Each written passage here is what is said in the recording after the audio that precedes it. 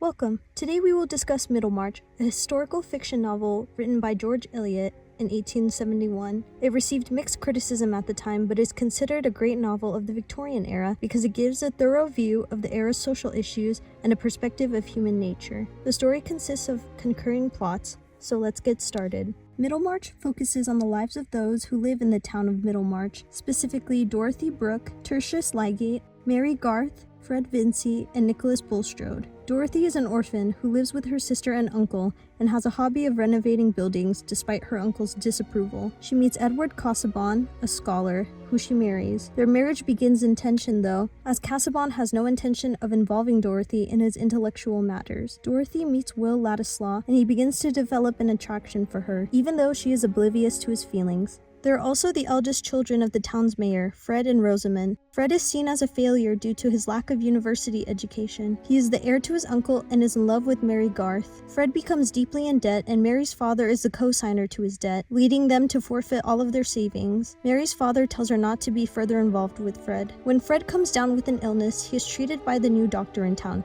Tertius Lydgate. He has modern ideas of medicine that the other townsfolk are wary of, and a man named Bulstrode wants to build a clinic that will follow Lydgate's medical philosophy. Rosamond is attracted to him because of her shallowness and uses Fred's sickness to get close to him. They eventually become engaged. When Dorothy and Casaubon return from their honeymoon, he has a heart attack and is treated by Lydgate. He tells Dorothy that it's hard to determine Casaubon's illness and that he may either live for up to 15 years if he takes care of himself, or that the disease could rapidly develop. While Fred recovers, his uncle is on his deathbed. He tells Mary to destroy one of the two wills he had created, but she doesn't in order not to get involved in his affairs. Even though he had planned to give some money to Fred, his fortune instead goes to his illegitimate son, leaving the rest of the family with nothing. When Casaubon gets more sick, he gets worried about Dorothy's relationship with Ladislaw.